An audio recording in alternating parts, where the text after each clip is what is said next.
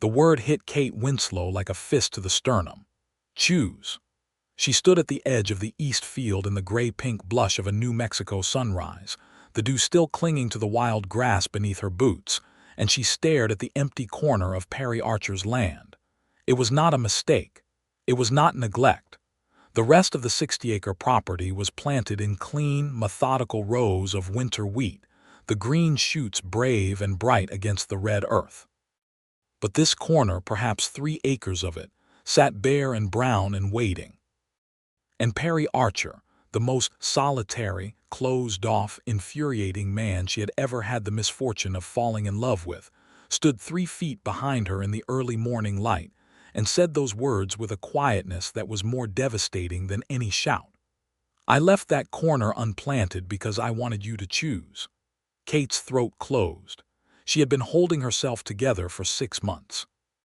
6 months of convincing herself she was practical, that she had come to New Mexico territory in the year 1882 for land rights and a fresh start, not for a man's dark eyes or the way his hands looked when he worked a fence post into red soil.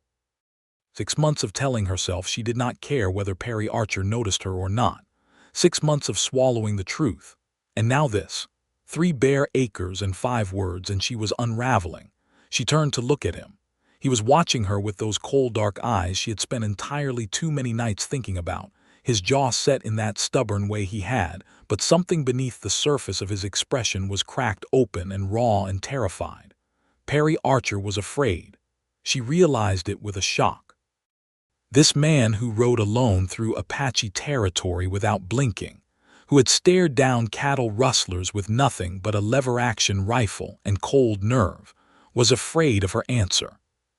Kate had a secret of her own, 2 actually, and both of them were the kind that could burn a life to the ground.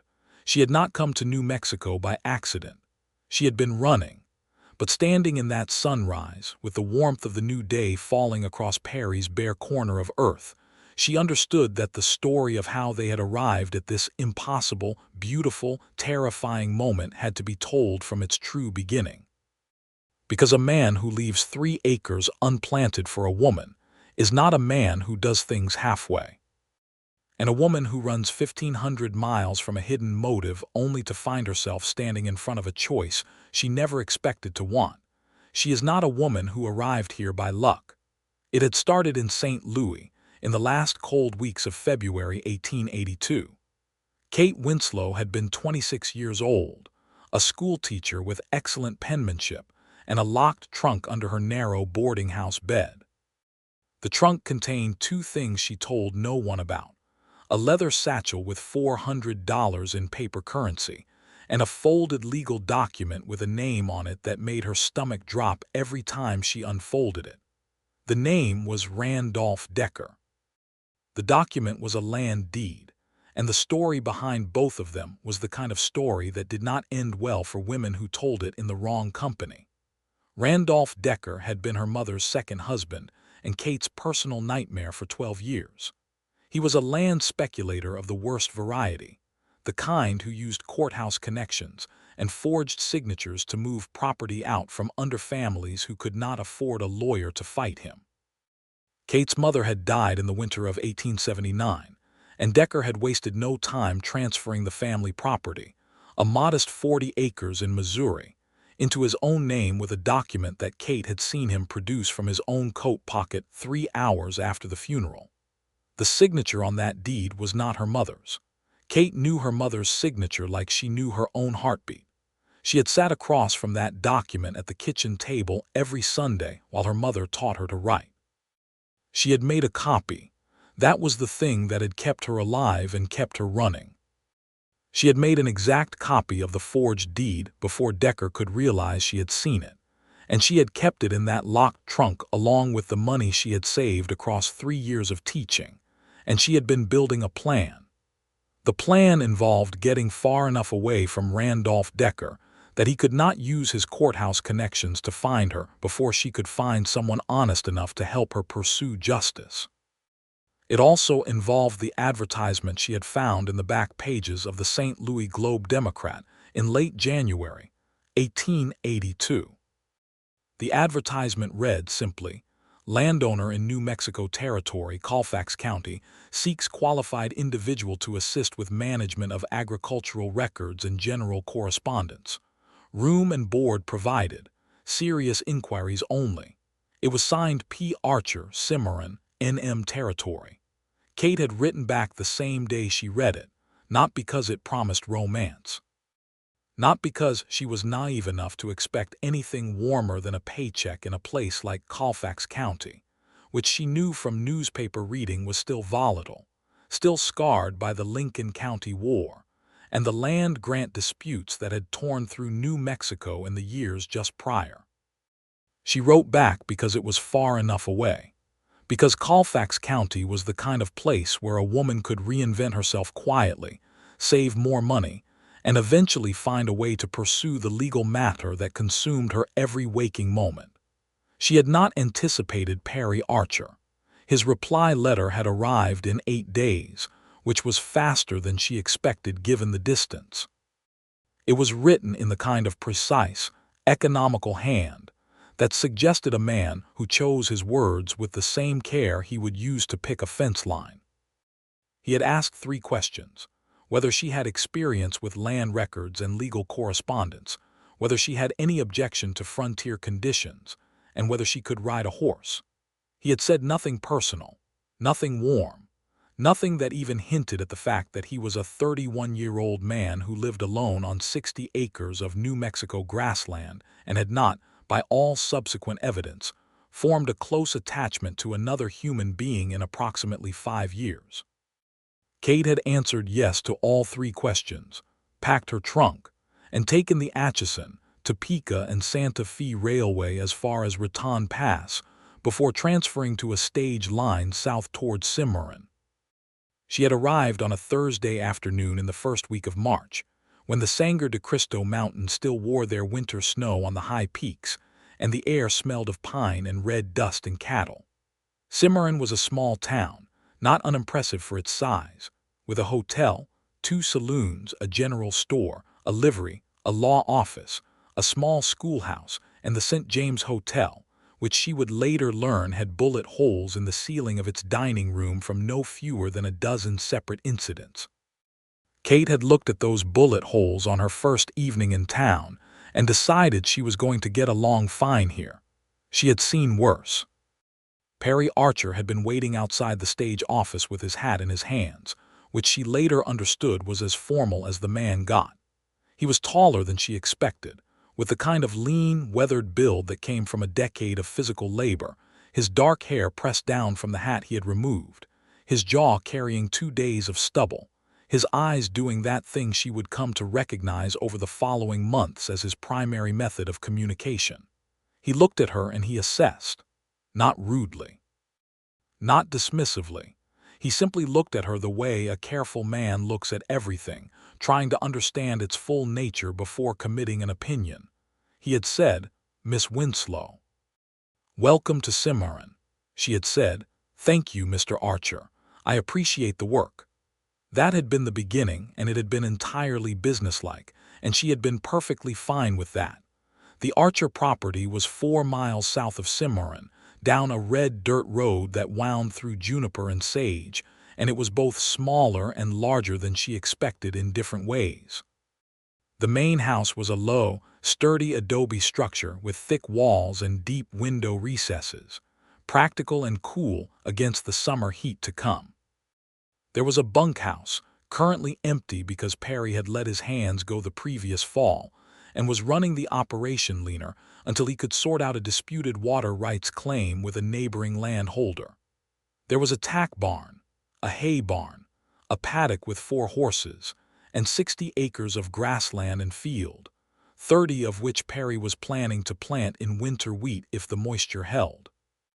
Her work, as Perry explained it on that first evening over dinner, he cooked himself with the focused silence of a man who regarded cooking as a problem to be solved rather than a pleasure to be enjoyed, was to help him organize 2 years of accumulated paperwork, correspond with the Colfax County Land Registry, and handle the bookkeeping he had been doing in his head and on the back of feed receipts with declining accuracy.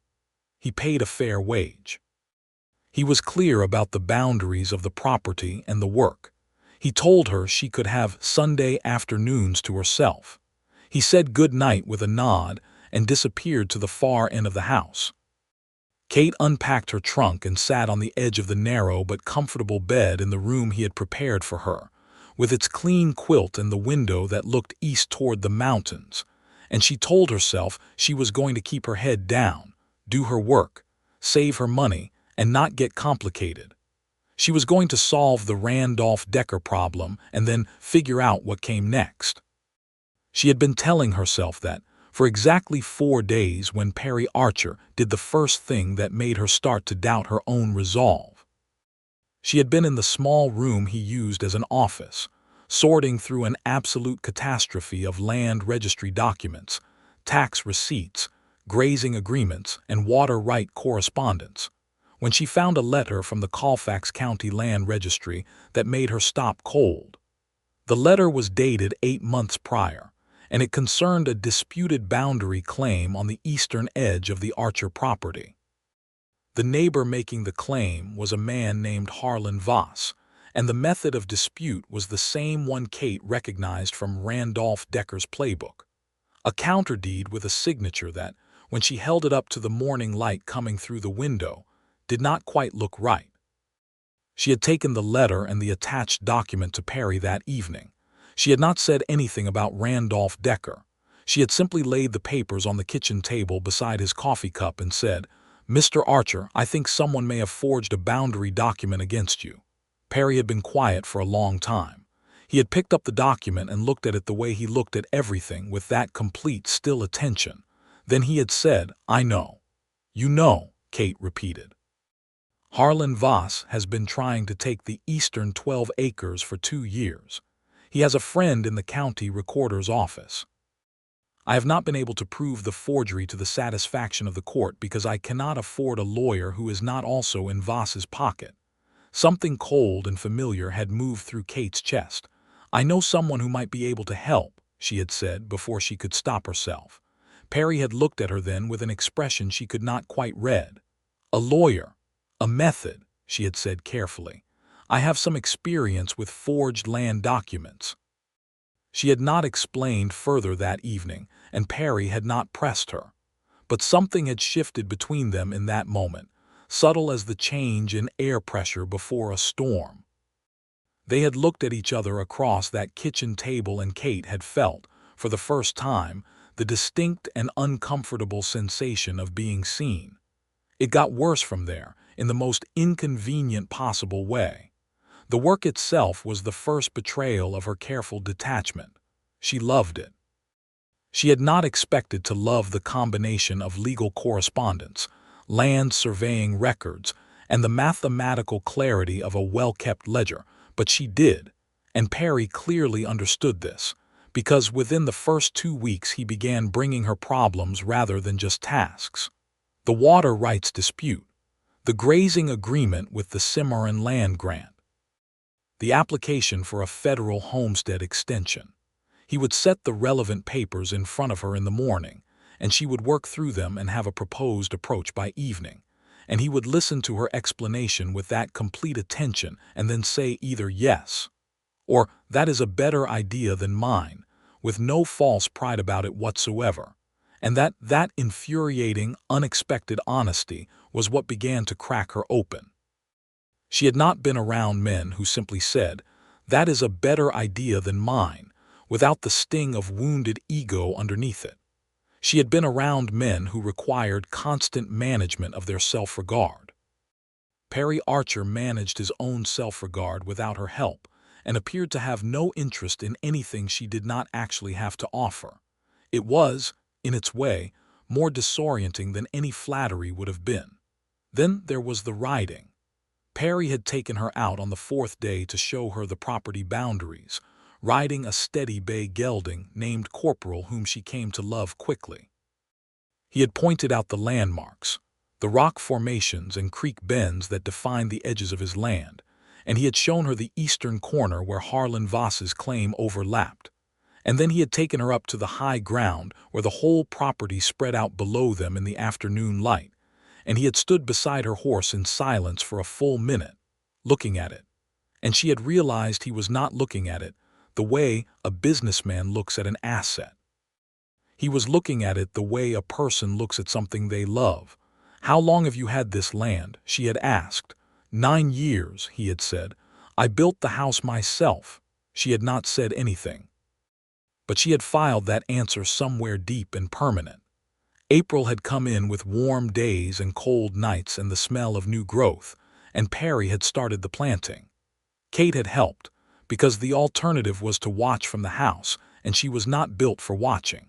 She had discovered she did not mind the physical work, the preparing of soil and the setting of seed in the long straight rows, and Perry had not told her she did not need to help. He had simply handed her a hoe and moved to the next row. It was during the planting of the north field that Harlan Voss had made his first personal appearance. Voss arrived with 2 men in the late afternoon of a Tuesday, riding in without any announcement of intent, which was itself a kind of declaration. He was a heavy-set man in his late 40s with small, watchful eyes, and the kind of studied politeness that is more threatening than open hostility. He had introduced himself to Kate with a smile that did not include his eyes, and then told Perry, very pleasantly, that he hoped there would be no hard feelings about the registry matter, and that he was sure they could reach a private settlement without all the bother of formal proceedings. Perry had looked at Voss with an expression that Kate would come to think of as his absolute ground face.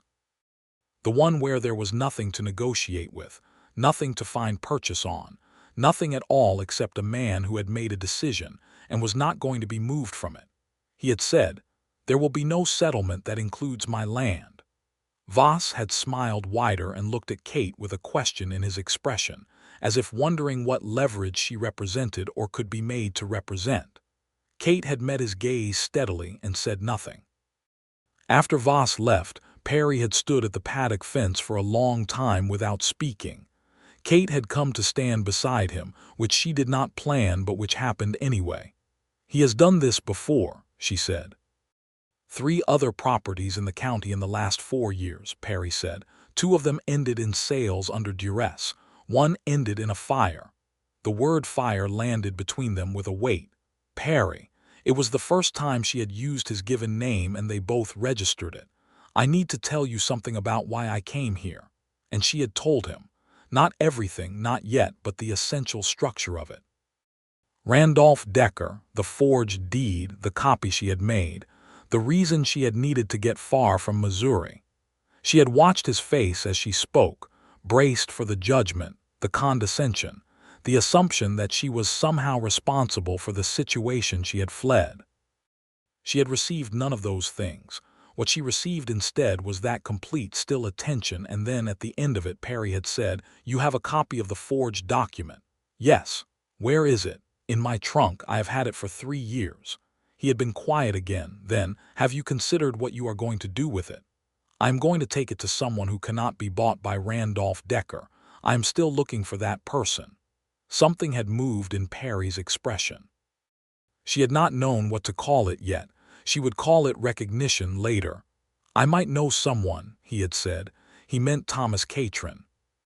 Not the political operator, not the man connected to the Santa Fe ring, but rather a federal land attorney newly assigned to New Mexico territory, who was specifically tasked with investigating exactly the kind of land fraud both she and Perry were dealing with. Perry had heard about him through a reliable contact in Cimarron, a man named Eli Baca who worked at the land registry, and whose conscience had been troubling him for 2 years over what Harlan Voss had been doing with county records. That conversation beside the paddock fence was, Kate would later understand, the moment the shape of everything changed. Because it was the first time she and Perry had stood together against something instead of simply near each other. It was the first time she had trusted him with something true. May arrived, and with it 3 things that accelerated the trajectory of everything: the letter from Randolph Decker, the problem with the water rights, and the evening on the porch. The letter from Randolph Decker arrived on a Wednesday morning in the first week of May, and it was addressed to her at the Cimarron post office, which meant he had found her. It was brief and unambiguous in the way that people are brief and unambiguous when they mean to be threatening, without saying anything legally actionable. It said that he hoped she was well, that he knew she was in New Mexico territory, and that he believed she still had certain documents that belonged to him, and that he would appreciate their return before the situation became unfortunate for all involved. Kate read it at the kitchen table and felt the cold fear move through her that she had been expecting for 3 years.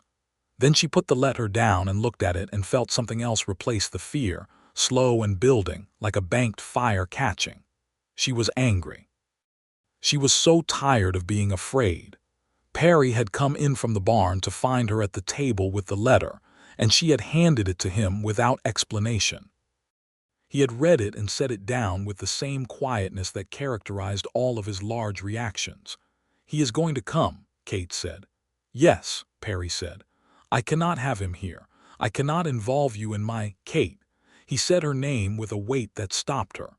"You have spent the last 2 months helping me hold on to 12 acres that Harlan Voss has been trying to steal.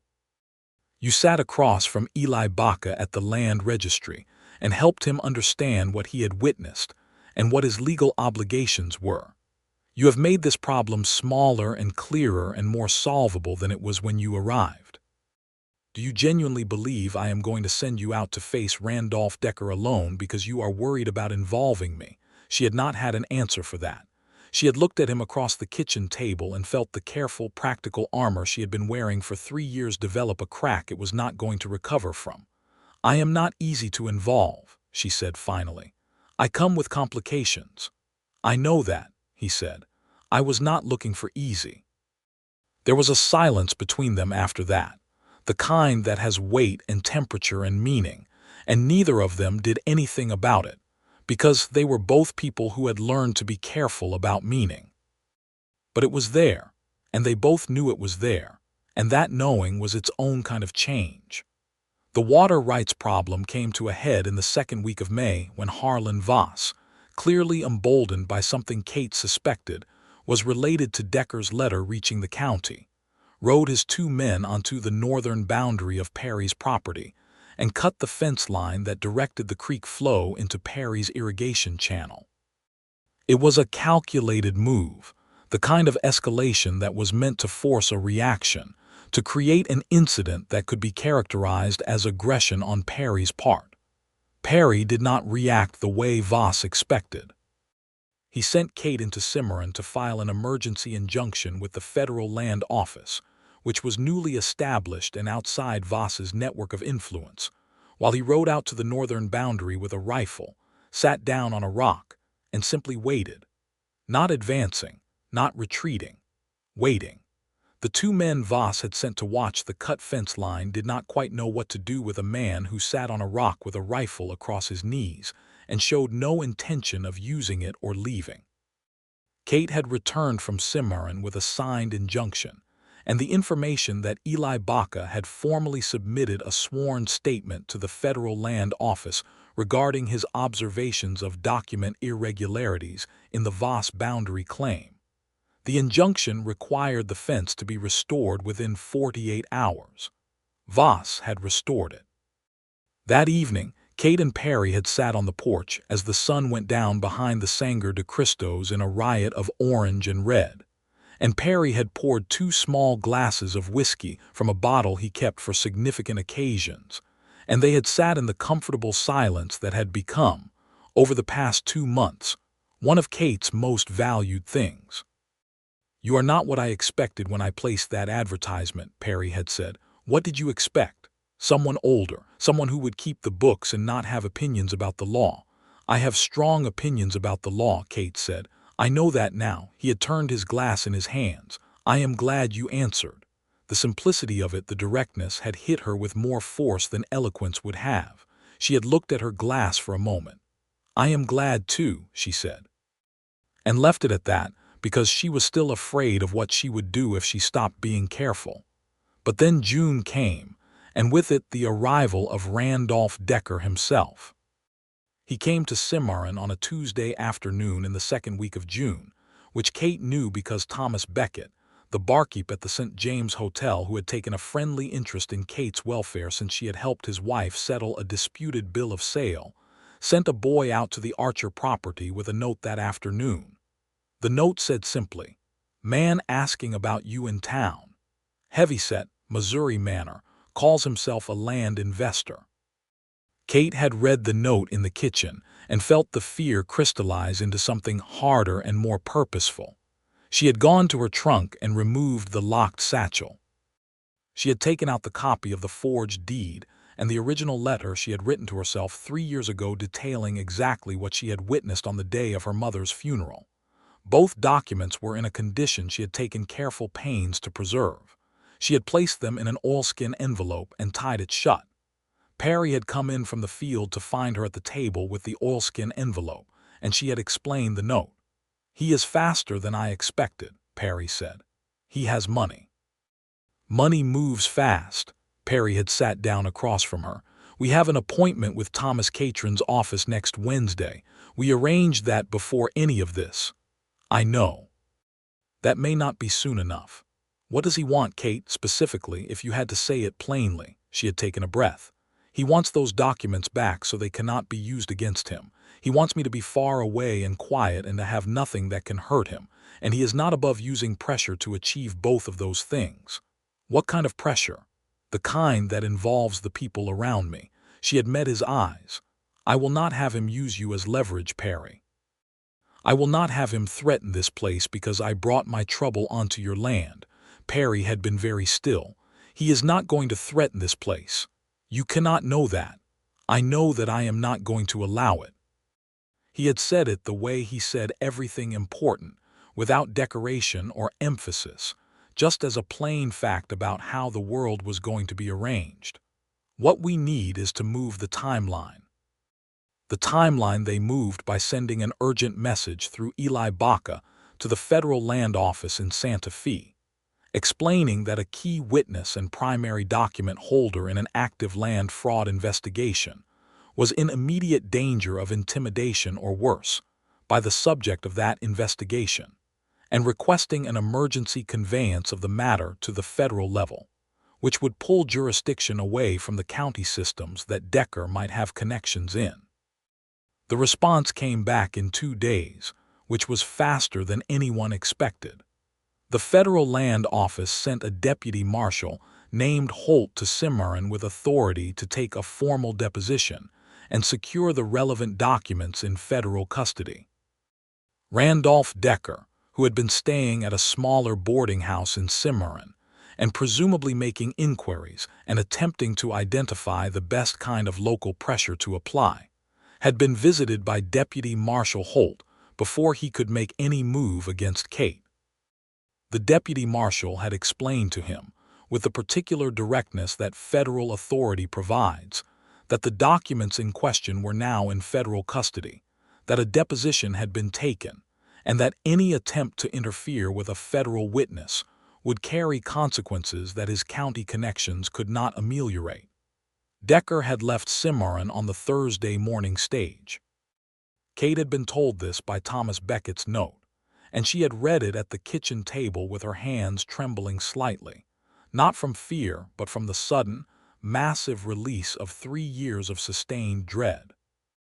Perry had come in and read the note over her shoulder, and he had put his hand on her shoulder for a moment, brief and warm and sure, and then removed it, but she had felt the warmth of it long after. "It is not over," she had said. "The federal case will take time." "Yes," Perry said, "but he cannot touch you with it in federal hands." "I know." She had pressed her hands flat on the table to stop the trembling. I have been carrying that trunk for 3 years, Perry. I cannot quite believe I put it down." He had looked at her with something in his expression she still could not name, something that was tender and fierce and careful all at once, and he had said, "You did not put it down. You solved it. There is a difference." She had looked up at him, and something in the look between them had been too open, too close to the thing they had both been not saying for months, and they had both stepped back from it, careful as always, cautious as always, and the moment had closed. But she had carried it like a coal, warm in her chest. July had been the month of the Voss resolution, and the first time she saw Perry genuinely angry. The Voss boundary dispute, with Eli Baca's sworn statement, and the federal land office's involvement now lending weight to the opposing evidence, had moved more quickly than Perry's 2 years of fighting it alone had suggested was possible. The county recorder who had been facilitating Voss's forgeries had resigned rather than face a formal investigation. Voss himself had made one last attempt at a direct confrontation with Perry, riding to the property on a July afternoon with 3 men, and the specific intention, Kate believed, of making an offer Perry could not refuse through the weight of implied threat. It had not gone well for Voss. Perry had met him at the property gate alone, which Kate had argued against, and Perry had told her with perfect calm that he was not going to be drawn into an incident that could be characterized as mutual confrontation. He had met Voss at the gate alone, and he had let Voss make his offer, which included money and an implicit suggestion that things could get difficult. And then he had said, in the same tone he used for everything, "I am going to show you something." He had shown Voss the signed federal injunction, the copy of the sworn statement, and a letter from the federal land attorney confirming that any further attempts to impede the proceeding or threaten associated parties would result in criminal charges rather than civil ones. Voss and his men had left. Perry had come back to the house, and Kate had seen it then. The anger, coiled up and controlled beneath the surface, the way he set the gate latch back with slightly more force than necessary, the way his jaw was tight. She had understood that the control was not easy, that it cost him something to maintain it, and that understanding had moved her in a way she had not anticipated. She had brought him water from the well and set it on the fence post beside him and stood there. "You handled that well," she said. "I handled it the way I had to," he said. The tightness was still there. "That is the same thing." He had looked at her, and she had looked back, and in the heat of the July afternoon, with the grasshoppers singing in the dry grass and the smell of sage and red dust around them, she had felt the tension between them shift into something that was neither businesslike nor careful but was simply true. She had gone inside before either of them could act on it. August was when things broke open. It was not dramatic. It was not a confrontation or a crisis. It was a Sunday afternoon at the end of August, Kate's time to herself, which she had been spending in recent weeks at the eastern edge of the property where the creek made a bend, and the cottonwoods gave shade, and she could read or simply sit and let her mind be quiet. She had been sitting by the creek for perhaps an hour when she heard Perry's horse, Marlowe, working through the brush, and then Perry himself, who pulled up short when he saw her, clearly not having expected to find her there. "I am sorry," he said. "I did not know you were here. I will go back." "You do not have to," Kate said. He had considered this for a moment and then dismounted and tied Marlowe to a cottonwood and came to sit near her on the creek bank, not close enough to be improper but close enough to be present, and they had both looked at the water for a while. "I come here sometimes," Perry said finally, "when I need to think." "I have been coming here on Sundays for a month," Kate said. "I should have asked if it was private." "It is not private," he said. "I just have not shared it before." There was a pause that was different from their usual silences. This one had a question in it. "Perry," Kate said, "can I ask you something?" "Yes." "The advertisement you placed in the paper. What were you actually looking for?" He was quiet for a moment. The water moved over the stones in the creek bed with its small, constant sound. "Someone competent," he said. "I was genuinely behind on the paperwork. That was real. But—" another pause. "I had been on this land alone for 2 years. I had let the last of my hands go because it was cheaper to work smaller, and I found I did not mind working smaller. But there is a particular quality to being alone for 2 years that is hard to describe from the inside." "Try," Kate said. He looked at the water. "You begin to forget the parts of yourself that only exist in relation to other people. You do not miss them exactly because you have forgotten they were there, but the land feels different, smaller. The whole thing feels like it is only for yourself, and that is a kind of poverty even when the books are balanced." Kate had sat very still. I was looking for someone to share it with, Perry said. Not in those words. I would not have said it that plainly to myself, but that is what I was looking for.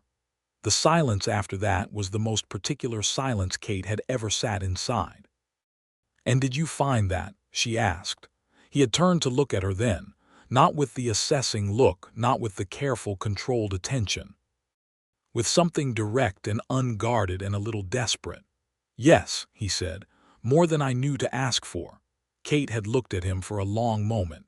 She had thought of all the reasons to step back from this. The federal case still unresolved. The question of whether she was staying or going. The fact that she had come here running and that the running had not quite stopped. The fact that she was sitting on a creek bank on a Sunday afternoon talking about being alone with a man she had been trying not to love since approximately the second week of April. "I am afraid," she said. "Of what?" "Of needing to stay. I did not come here planning to need anything." "I know that," Perry said. "I have watched you trying not to need things for 5 months. It is the hardest thing you do." She had laughed, short and surprised, and the laugh had broken something, and she had looked at him with her eyes brighter than she wanted them to be. "I do not know how to do this," she said. "I have not had the luxury of learning." "Neither have I," Perry said. "My father died when I was 17. I built this place alone because I did not know how else to do it." The solitude was practical, and then it became a habit, and then it became the only way I understood how to live. And I have been alone here for a long time, and I am telling you that is something I would like to change. He said it without looking away. No flinching, no rhetorical escape route, just the plain and devastating truth. Kate had looked at the water and then at him and then at the water again. Then she had reached out and put her hand over his where it rested on his knee, and he had turned his hand over and held hers, and they had sat like that beside the creek in the late August sun for a long, long time without saying anything more. That had been the beginning of something real. September came in gentler, and everything between them was different in the way that things are different when a long-held tension finally resolves into its true form. They were careful still, because they were both careful people, but the caution had changed its quality. It was no longer the caution of people protecting themselves from each other. It was the caution of people who understood what they had found and did not want to damage it. They worked side by side in the early September mornings, preparing the south field for a late fall planting.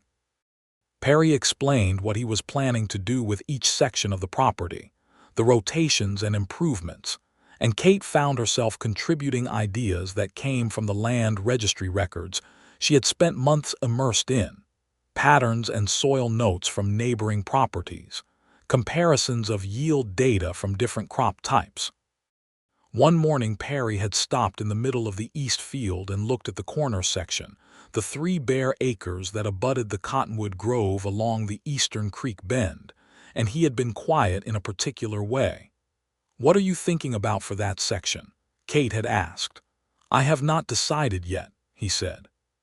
"Wheat will not establish there this late in the season. The soil profile is different in that corner, more clay content, you would need to amend it." "I know," Perry said. "It might be good for kitchen vegetables or fruit trees, although those take years to establish." Perry had looked at the corner for another moment. "I want to leave the decision for a while," he said. Then he had looked at her with something in his expression that was both specific and oblique, as if the statement meant more than the words. Kate had filed it away. The federal land case against Randolph Decker had begun to move in September, when a lawyer named Henry Alston, appointed by the federal court in Santa Fe, had written to Kate formally requesting her presence for a deposition in October.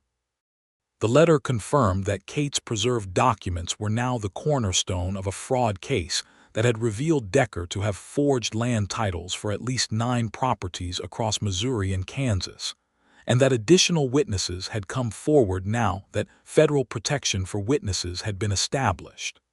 Kate had read the letter at the kitchen table and then set it down and sat with her hands in her lap for a moment.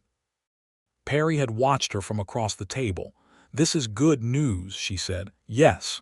He is going to face the consequences of what he did to my mother. Yes, Perry said, he is. Her eyes had stung. She had not let them fill, because she was not yet easy with allowing herself to be entirely unguarded. But they had stung, and Perry had seen it, and he had come around the table and sat beside her instead of across from her, which was the first time he had done that, and it had been exactly what she needed in a way she could not have articulated. October arrived. Kate went to Santa Fe for the deposition, traveling by stage with a letter of introduction to a respectable boarding house from Perry, who had also offered to accompany her and been gently declined. She needed to do this part alone. She needed to stand in a federal office and tell the truth she had been carrying for 3 years in her own voice, without the comfort of someone else's steadiness to lean on. She needed to know she could. She had given her deposition over 2 full days, careful and precise and complete. The federal lawyer had asked good questions, and she had answered them all. The documents she had preserved were authenticated. Her statement of witness was entered into the formal record. On the evening of the second day, sitting in the small boarding house room with the Santa Fe autumn outside the window and the mountains visible in the fading light, she had written Perry a letter. It said, in part, "I gave my deposition today. I believe it was what it needed to be. I find myself wanting to tell you about it in person rather than in a letter, which tells me something I have been trying not to know for some time. I will be on the stage on Thursday." She had folded the letter and then not sent it, because she would be home before it arrived. She had kept it in her coat pocket instead. She had come back on a Friday afternoon, riding out from Cimarron on Corporal, and when she came up the road to the property and saw the house and the fields and the bare corner of the east field still waiting, she had felt something in her chest settle with a solidity she did not have a word for. It felt like the sensation of arriving somewhere you had not known was home until you were there. Perry had come out to the paddock as she rode in.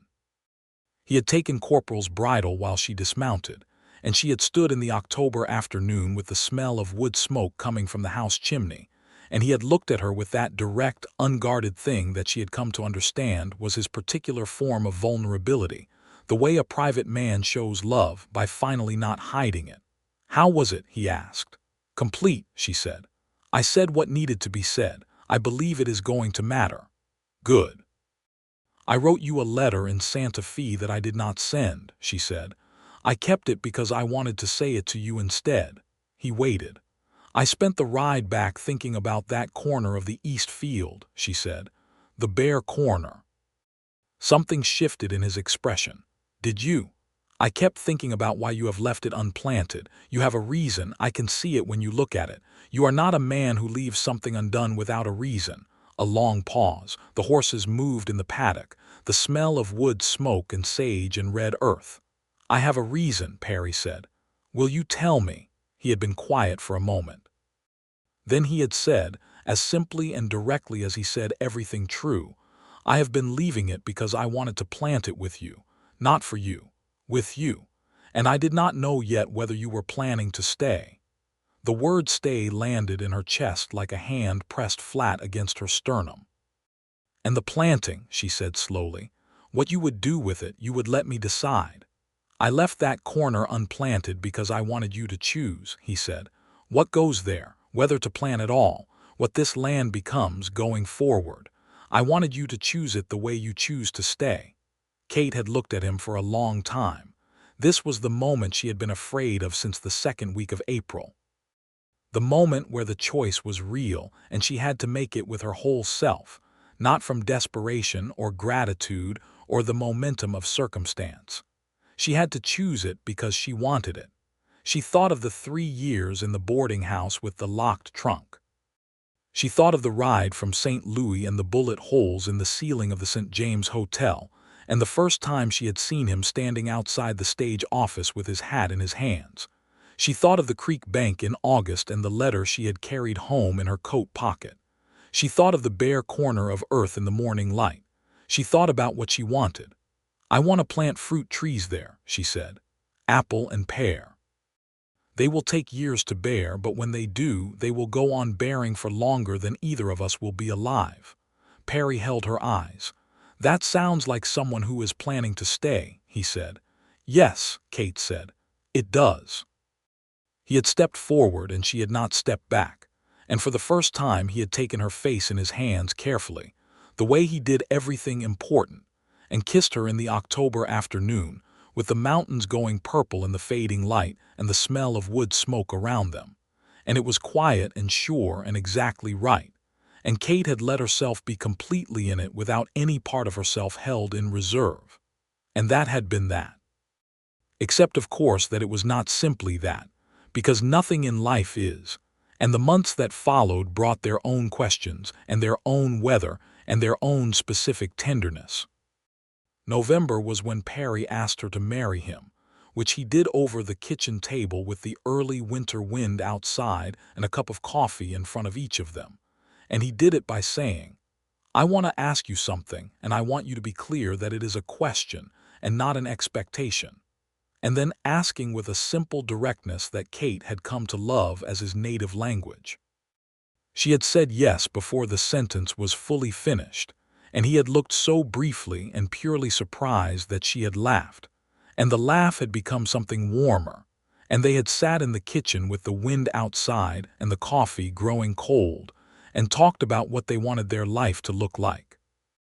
They were married in Cimarron in December of 1882, in the small whitewashed church at the north end of town, with Eli Baca and his wife as witnesses and Thomas Becket from the St. James attending with his wife, who cried in a satisfying way. Kate wore a dress she had made herself from fabric she had ordered from the general store, a deep blue wool, practical and fine. Perry wore his good suit and no hat, and he looked at her when she came down the aisle of that small church, with an expression that she intended to spend the rest of her life doing nothing to extinguish. The Reverend Daniels read the words and they said the vows they meant, and when it was done, Perry held her hand on the walk back to the wagon and did not let go for a long time. They had a small dinner at the St. James Hotel, the four of them, with a good meal and decent wine and a great deal of laughter, and Perry was quieter than the rest of them, but his quietness had a different quality that night. The warmth of a man who is entirely where he wants to be and knows it. They drove back to the property in the cold December dark, the stars enormous over the Sangre de Cristos, wrapped in blankets on the wagon seat, and when they came up the road to the house it had never looked more like home to Kate. The low adobe structure with its warm interior light showing through the windows, the horses in the paddock, the fields dark and sleeping under the winter.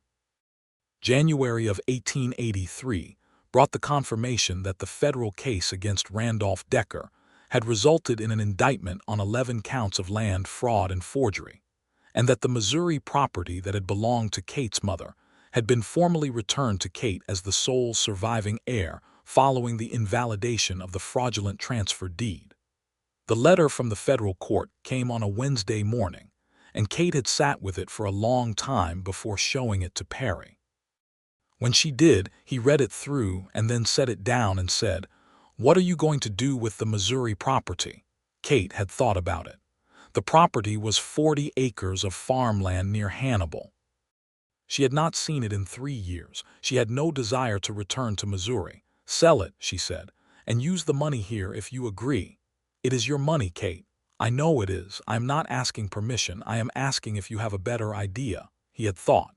"The East Field corner wants proper amendment for the fruit trees, and we could extend the irrigation channel another quarter-mile and open up the north slope." "Yes," Kate said, "exactly." The sale of the Missouri property was handled by correspondence over the spring of 1883, and the proceeds came through in June, and they had spent a Sunday afternoon at the kitchen table with a piece of paper and a pencil planning the improvements, talking over each item with the same combined energy they brought to everything. Kate's precision and organizational instinct and Perry's deep knowledge of the land and what it could sustain, and it had been one of the most quietly joyful afternoons of Kate's life. They had planted the east corner in April, the two of them working side by side to amend the soil and set the young apple and pear saplings, 8 trees in all, 4 of each variety, sourced from a nursery in Las Vegas, New Mexico, that Perry had located through a contact in the agricultural community. The trees were small and a little precarious looking and would take years to become what they were going to be, and standing back and looking at them in the April light, Kate had felt the particular satisfaction of doing something that was entirely about the future. Perry had come to stand beside her and looked at the trees. "They look small," he said. "They are small," Kate said. "That is how trees start." He had put his arm around her, which he did now with the ease of a man who had made peace with the particular happiness of having someone to put his arm around, and she had leaned against him, and they had looked at their 8 small trees in the spring light. Spring and summer of 1883 brought the first real test of their partnership, not from outside pressure but from within, the kind of friction that comes from two self-sufficient people who have each been doing everything alone trying to merge their methods. It was about the cattle. Perry had always run a small herd, 20 head, managed conservatively because he had been alone.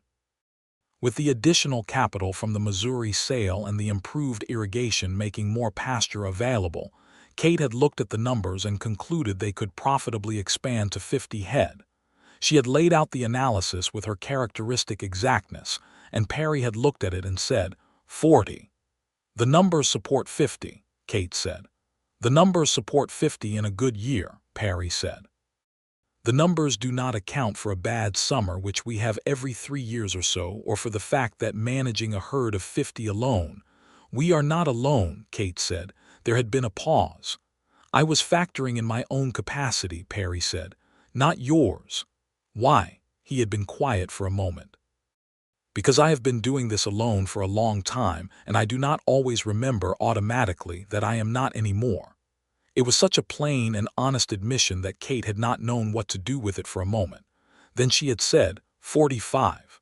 Perry had looked at the numbers again. 45, he agreed. They had shaken hands on it at the kitchen table, which had made both of them smile, and then Kate had said, "You are going to have to keep remembering that you are not alone anymore." "I am going to help you remember." "I know you are," Perry said.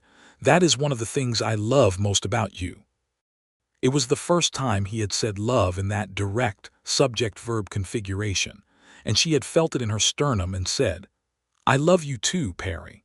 And he had looked at her with those dark eyes that were not controlled or careful at all in that moment, just wide open, and it had been one of those small, enormous moments that a life is made of. They hired a ranch hand that fall, a young man named Augusto Medina from a family that had been in the Cimarron area for 2 generations, who was 20 years old and reliable, and learned quickly and treated Kate with the kind of natural respect that told her he had been raised right. Having Augusto on the property changed the rhythm of the work and lightened it, and Perry adapted to working with another person with less difficulty than Kate had expected, which she suspected had something to do with the fact that he had already spent a year and a half learning to share his space and his work and his thinking with her.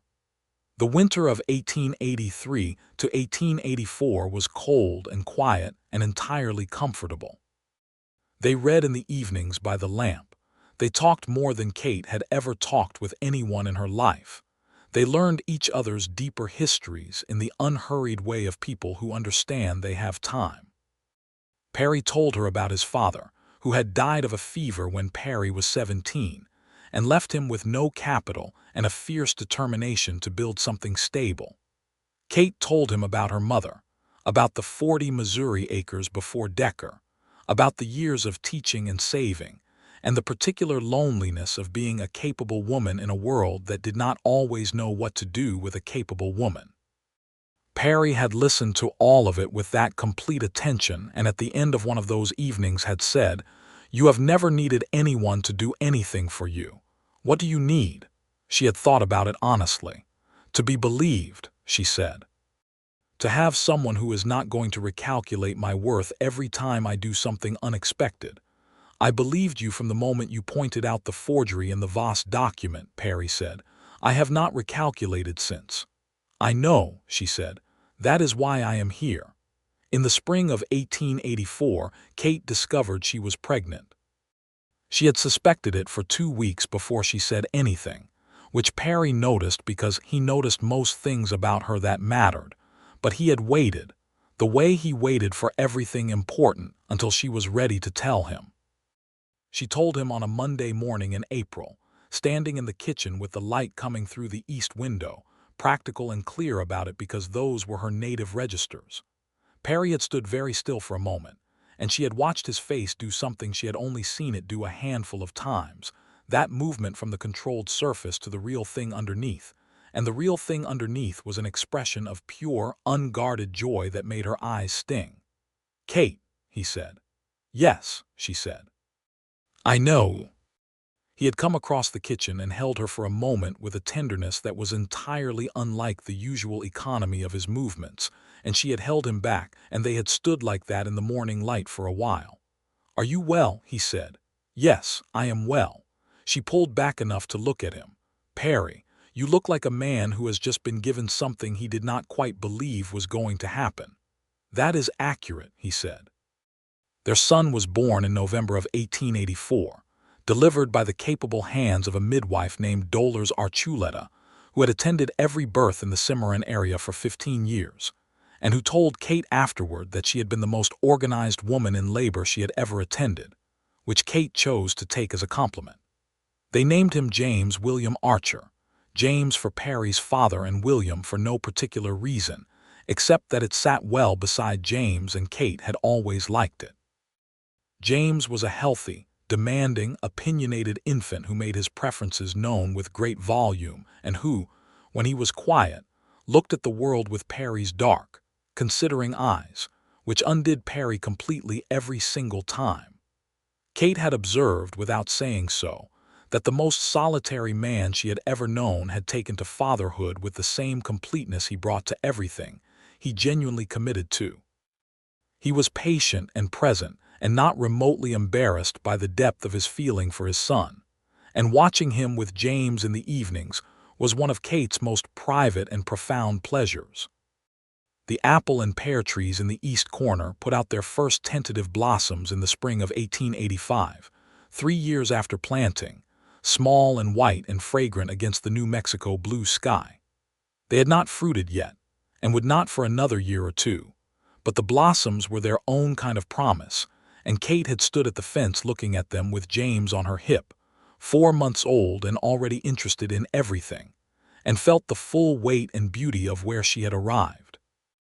The Harlan Voss matter was fully resolved in 1885 when the county recorder's office, now under new management following an election that Eli Baca had worked hard to influence, formally invalidated the contested boundary claim against the eastern 12 acres of the Archer property.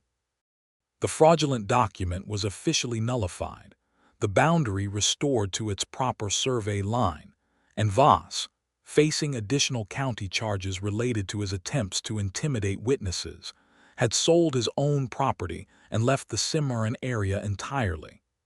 Kate had filed the formal resolution letter in the property records with the same careful hand she brought to everything official.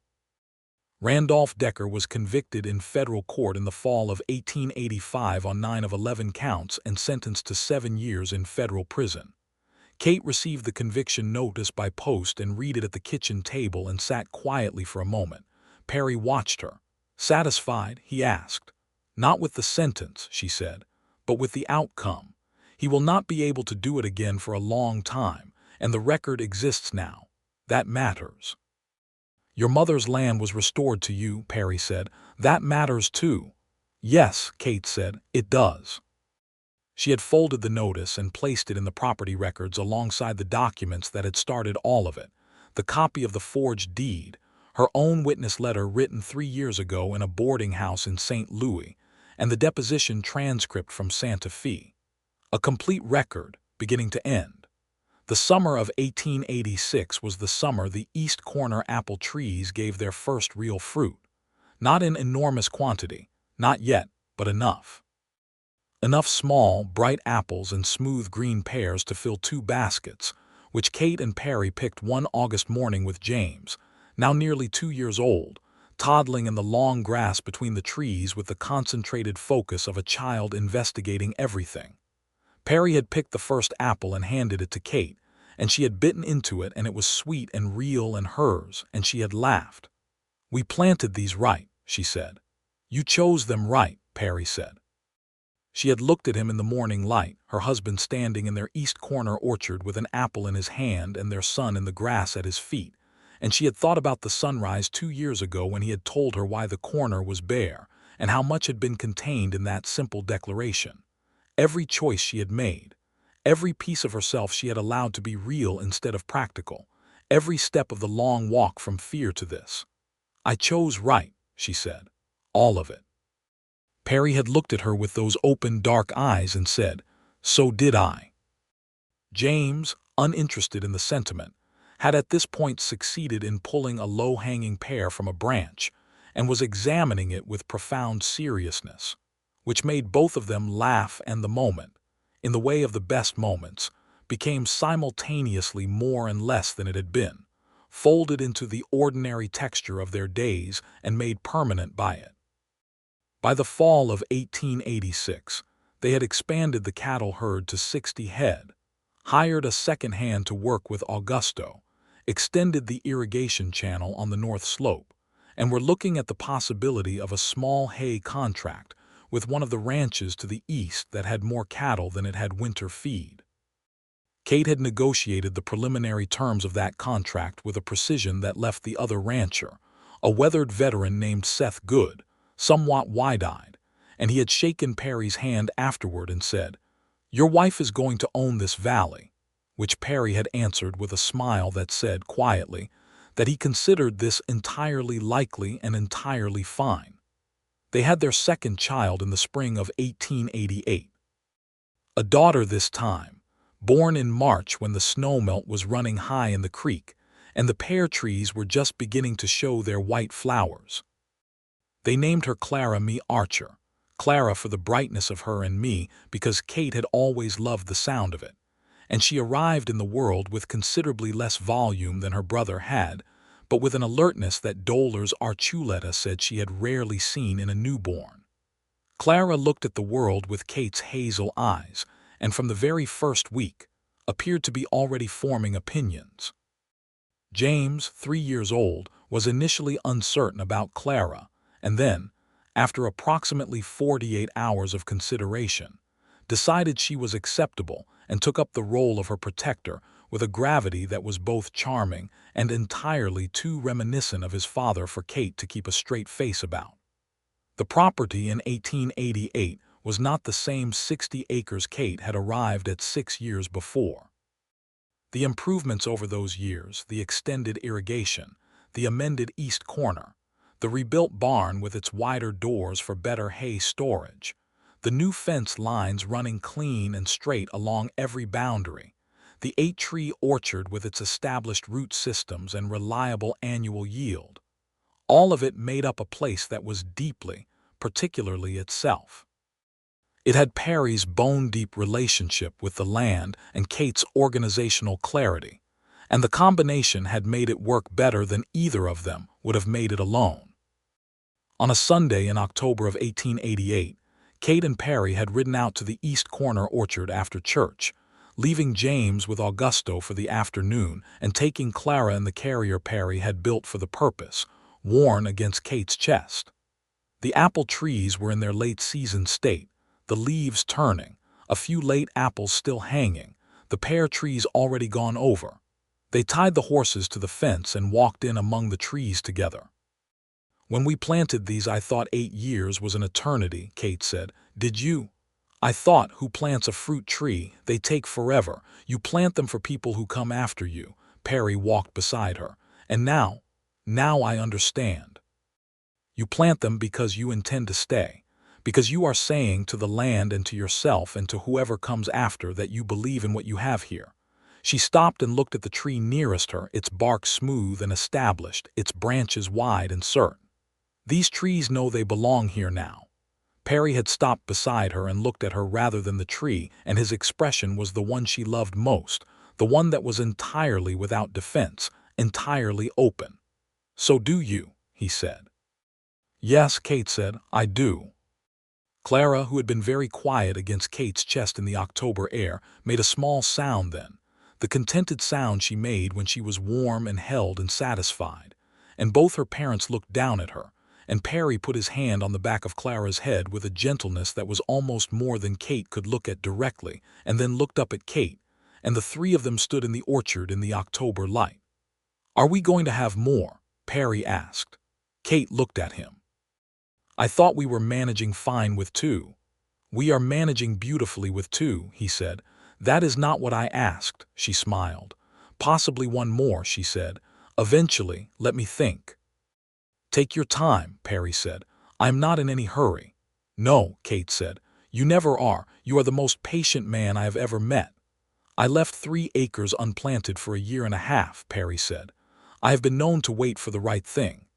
Kate had laughed, a real and full laugh, the kind she had not known she was capable of before this man and this land and this life that she had chosen and been chosen into. She had leaned up and kissed him in the orchard in the cool October air with Clara between them and the apple trees around them, and the mountains going deep blue in the afternoon. And Perry had kissed her back with the same quiet certainty he had the first time, all those years ago in the October paddock, and nothing about it was less than it had been.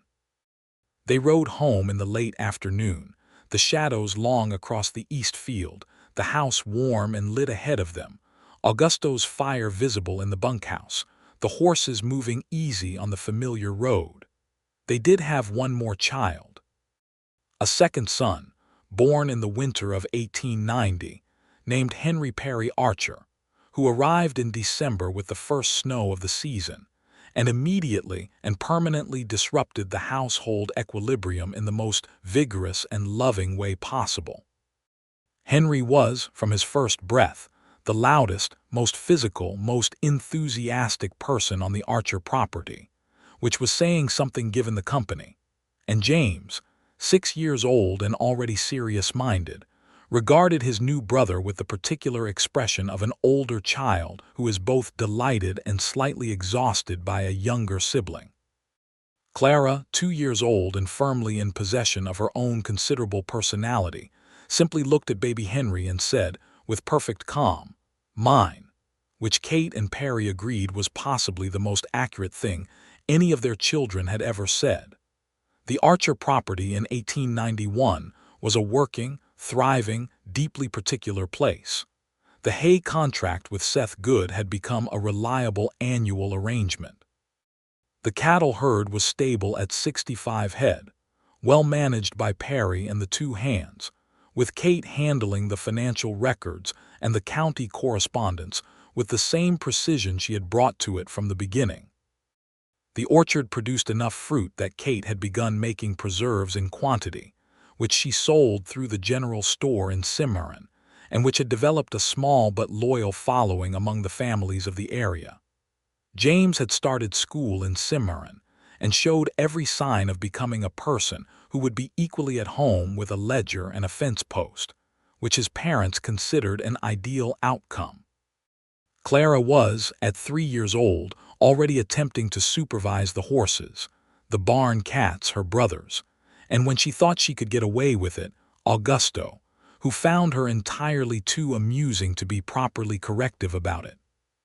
Henry was 1 year old and already walking and had, twice, made it out of the house and halfway across the yard before anyone noticed, which had resulted in a new latch on the front door and a great deal of discussion about the kind of person Henry was going to be.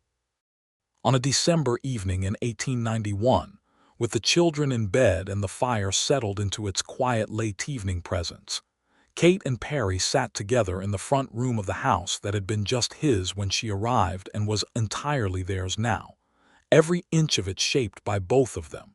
And Kate had the letter she had written in Santa Fe in October of 1882 in her hand.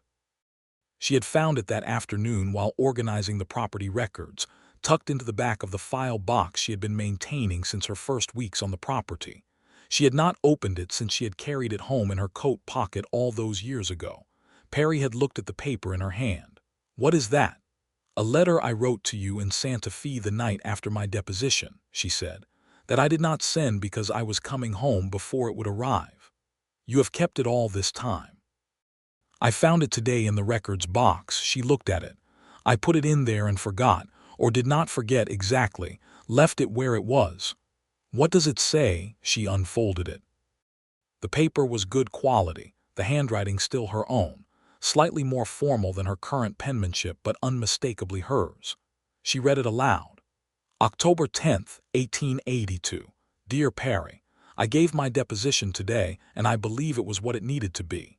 The federal attorney says it is exactly the kind of clear, documented account that these proceedings require, and I believe him because he seems to be a man of genuine integrity, which is rarer than it should be in legal practice. I sat in that office and told the truth I have been carrying for 3 years, and it was the most straightforward I have felt in a long time, which I think means I have been in the right place for the past several months. I find myself wanting to tell you about it in person rather than in a letter, which tells me something I have been trying not to know for some time. I have been careful with myself since long before I came to New Mexico territory, and I have excellent reasons for that caution. And I have been watching you respect those reasons without being asked to and without requiring any explanation for them. And I want you to know that this is not lost on me. It is, in fact, the thing that makes all the rest of it possible. I will be on the Thursday stage. I am looking forward to coming home, which I write and then stare at because I did not expect to have somewhere that felt like that. Kate." She folded the letter again. The fire settled. Outside, the December wind moved over the property, cold and clean. Perry was quiet for a moment in the way that was never absence, always presence. "You knew then," he said. "I was beginning to," Kate said. "I was not ready to finish knowing, and now." She looked at him across the warmth of the room they had made together, in the house on the land she had chosen, with the orchard outside and the children sleeping and the long, extraordinary arc of the years behind them. "Now I know everything," she said. "Every part of it. I know where I am and what I have and who I chose and why. I know it so thoroughly that there is nothing left of the fear. It is just this." Perry reached across and took her hand the way he had that first afternoon on the creek bank, her hand in both of his, certain and warm. "I am glad you stayed," he said. "I am glad you left the corner," Kate said. He smiled, and it was the smile she had needed to learn the existence of, the one that was not economical or careful but simply his, real and full and given to her entirely. "I always knew what I was hoping for," he said. "I just did not know whether to believe it was possible until you walked off the stage with that trunk and told me someone had forged my boundary document." "A very romantic beginning," Kate said. "The most romantic kind," Perry said. "Two people who recognize each other." Outside, the wind had quieted. The fire was low and steady.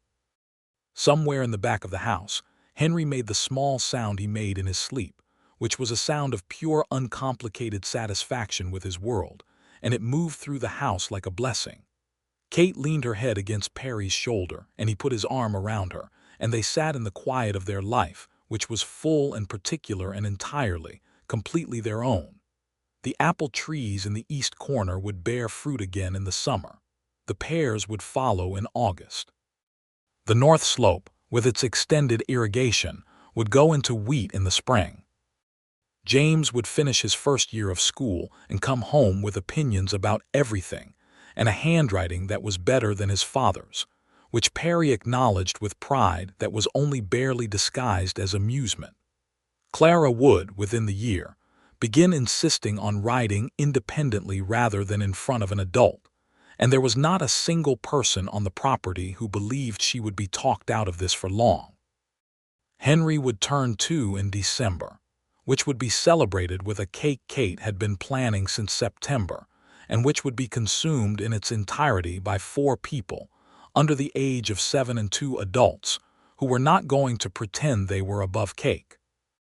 The federal case against Randolph Decker was a matter of permanent public record. The Voss boundary fraud was a matter of permanent public record. Kate's mother's land had been honorably returned and honorably sold, and its proceeds had gone into the soil, and the trees and the fences, and the water channels of a place that was alive and growing and real. And the corner of the east field, which had been bare and brown and waiting on the morning of a New Mexico sunrise, when a solitary cattleman told a woman who had been running for 3 years that he had left it unplanted because he wanted her to choose. That corner was now an orchard of 8 trees, 4 apple and 4 pear, their roots deep in the amended red soil, their branches wide and certain, their fruit sweet and real, and given every summer to the hands that had planted them, and to the children who grew up in their shade, and to the years that stretched ahead as open and possible as the land itself, bright and wide under the New Mexico sky.